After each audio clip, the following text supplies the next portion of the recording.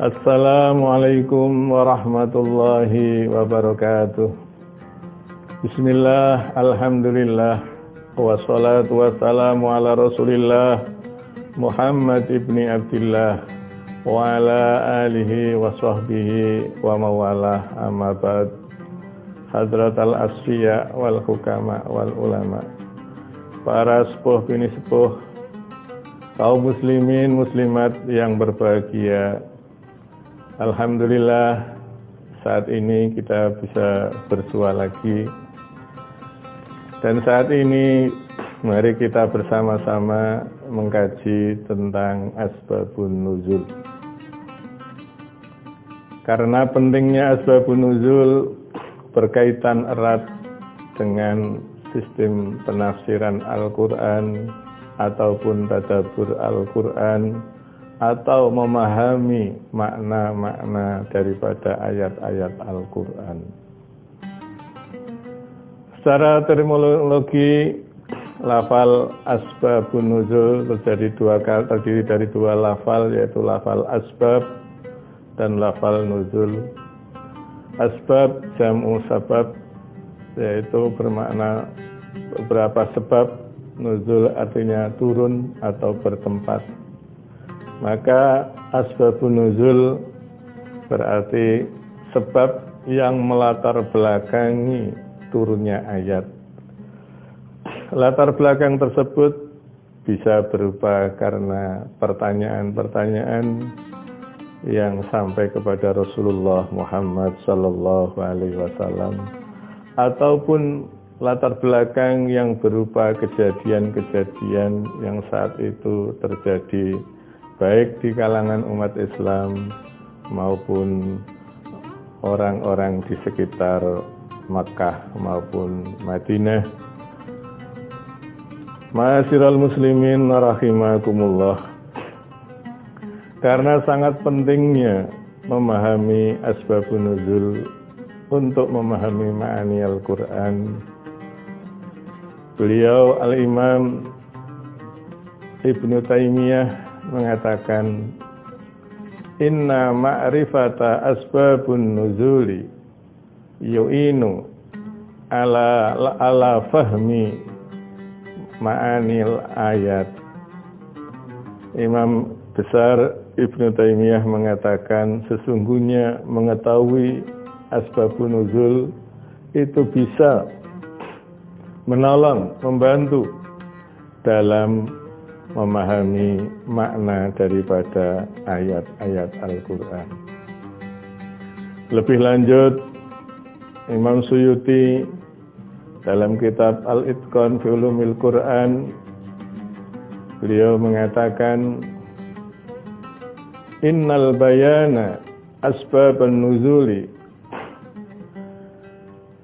sababun qawiyun li fahmi ma'ani Al-Quran. Beliau mengatakan, sesungguhnya memperjelas asbabun nuzul itu menjadi sebab yang kuat, sebab yang sangat kuat untuk memahami makna daripada Al-Quran. Bahkan Imam Al-Wahidi mengatakan, bagi orang yang mau memaknai Al-Quran, memahami Al-Quran, menafsiri Al-Quran, maka yang utama dan yang pertama dipelajari adalah ilmu asbabun nuzul. Begitu pentingnya ilmu asbabun nuzul untuk memahami Al-Quran, supaya nantinya tidak salah interpretasi. Bapak Ibu ma'asyiral muslimin rahimakumullah. Dengan ilmu asbabun nuzul ada beberapa kepentingan yang bisa kita dapat. Di antaranya adalah kita bisa mengetahui hikmatus syar'i, mengambil hikmah, ketenangan batin dalam hukum-hukum syar'i yang dimunculkan, yang diambil dari ayat-ayat Al-Quran. Faedah yang kedua dengan asbabun nuzul adalah bisa istimbatul hukmi dari ayat-ayat Al-Quran dengan tepat. Istimbat atau mengeluarkan hukum-hukum dari ayat-ayat Al-Quran secara tepat. Yang ketiga adalah untuk mengetahui khas dan am daripada ayat-ayat yang berkaitan dengan hukum. Apakah hukum itu khas atau untuk umum? Contohnya mengenai khas dan am ini adalah adanya rukhsah kemurahan untuk jamak dan qashar. Itu dulu ayatnya turun ketika orang Islam merasa takut dengan orang-orang kafir. Tapi ketika ketakutan itu sudah selesai, ketika sudah Fathul Makkah, orang Islam sudah aman, para sahabat menanya kepada Rasul, apakah masih diperbolehkan jamak dan qashar? Rasulullah menjawab, shadaqatum minallah. Jamak qashar adalah kemurahan dari Allah. Maka masih berlanjut terus meskipun ilat yang disebab diturunkannya ayat sudah selesai, tapi hukum tersebut masih berlaku. Jadi bukan khas untuk saat itu, tapi masih bisa untuk umum. Dan kemudian faedahnya lagi adalah untuk mengambil, bisa memaknai secara tepat satu lafal yang mempunyai beberapa makna. Karena banyak dalam bahasa Arab itu satu lafal maknanya ganda, bahkan punya beberapa makna. Nah, dengan mengetahui asbabun nuzul inilah kita bisa memilih makna yang tepat untuk lafal itu, untuk ayat itu, untuk kalimat yang ada dalam Al-Quran tersebut. Ma'asyiral muslimin rahimakumullah, yang terpenting lagi adalah ketika kita memahami asbabun nuzul, maka kita tidak akan terjebak dengan zahirul ayat. Karena apa? Kalau kita terjebak dengan zahirul ayat tanpa memahami asbabun nuzul, maka kita nantinya akan mengambil kesimpulan yang salah dan fatal. Sebagai contoh, ayat Al-Quran, A'udzubillahi minasyaitonirrajim, Bismillahirrahmanirrahim, Qul la ajidu fima uhiya ilayya ala ta'imin muharraman ala ta'imin yat'amuhu illa ayyakuna maitatan aw daman masfuhan aw lahma khinzirin fa innahu rijsun aw fiskun uhilla li ghairillahi bih. Surat Al-An'am ayat 145. Kalau kita memahami zahir ayat ini, Qul la ajidu fima uhiya ilayya, katakan Muhammad, saya tidak menemukan apa yang telah diwahyukan oleh Allah, muharraman, tentang suatu yang diharamkan, ala ta'amin, atas makanan, yat'amuhu illa ayyakuna, kecuali makanan tersebut yang diharamkan adalah maitatan, bangkai, audaman masfuhan, atau darah yang mengucur, aulahma khinzirin, atau daging babi, karena daging babi termasuk rijsun au fiskun, dan uhilla li ghairillahi bih, dan sesuatu hewan yang disembelih bukan atas nama Allah. Ayat itu kalau dipahami zahirnya, maka akan mengatakan tidak ada yang diharamkan kecuali 4 perkara ini. Yang diharamkan hanya 4 ini, yang lain berarti halal. Bahaya.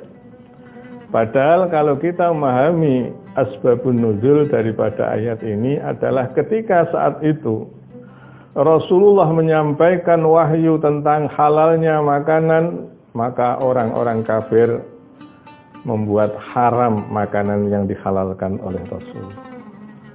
Ketika Rasul menyampaikan kehalalan suatu makanan, maka orang-orang kafir membuat haram makanan-makanan tersebut. Maka ketika berkaitan dengan hati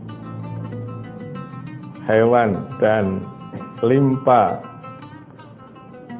yang berkaitan dengan darah, Allah menyampaikan ayat tersebut. Tidak ada yang diharamkan, bukan hati, bukan limpa, tapi yang diharamkan adalah daman masfuhan, darah yang mengalir, darah yang mengucur. Artinya ayat ini menjelaskan bantahan terhadap orang-orang kafir saat itu. Apa-apa yang dihalalkan oleh Rasul mereka haramkan, sehingga diturunkanlah ayat ini memperjelas. Ini loh yang diharamkan. Namun di ayat yang lain Allah menjelaskan hurimat alaikumul maitata waddam wal khinzir ila akhir ayat. Banyak sekali dijelaskan. Sehingga kalau ada orang hanya memahami zahir ayat ini, maka dia akan menyimpulkan bahwa tidak ada yang diwahyukan kepada Rasul sesuatu yang diharamkan kecuali 4 perkara. Selain itu halal semua. Maka jangan kaget ketika ada suatu kelompok yang menghalalkan anjing, karena anjing tidak disebutkan dalam ayat tersebut. Bahkan lebih fatalnya, mereka menghalalkan semuanya. Tikus, surut, semua dihalalkan karena tidak ada di zahir ayat tersebut. Maka jangan kaget ketika Anda ke Solo, di sana menemui warung, ternyata di situ di komplek orang-orang Islam, ternyata di sana tersedia sate guguk, alias sate anjing. Mengkhawatirkan sekali dan sangat sesat kalau hanya memahami Al-Quran secara zahirul ayat, sehingga bisa sesat dan juga menyesatkan orang lain kalau memahami ayat tersebut hanya zahirnya saja tanpa mengetahui asbabun nuzul, sebab kejadian yang terjadi saat itu. Ma'asyiral muslimin rahimakumullah, kita contohkan lagi ayat tentang arah kiblat. Illahil masyriq wal maghrib fa aynama tuwallu fasama wajhullah. Arah timur, arah barat adalah milik Allah. Karena kemanapun arah engkau menghadap, maka di situ akan ketemu Allah.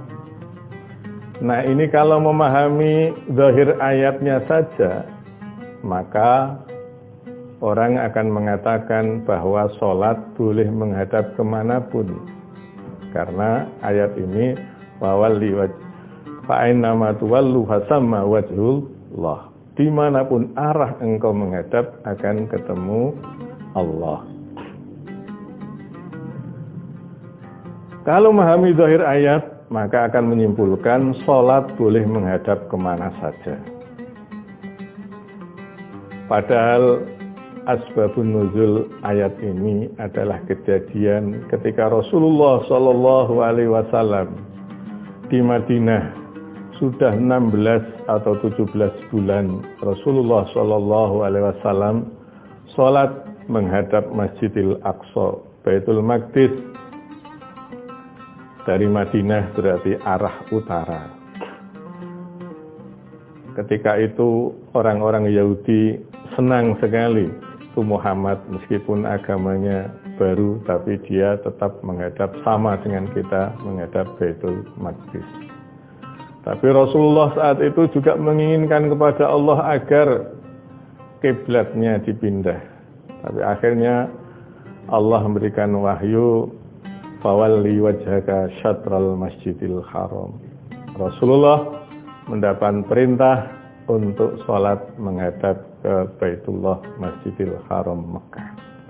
Maka saat itulah Rasulullah Shallallahu Alaihi Wasallam bersama sahabat sholatnya berubah dari tadinya menghadap utara ke Masjidil Aqsa, pindah menghadap ke selatan ke Baitullah di Masjidil Haram Mekah.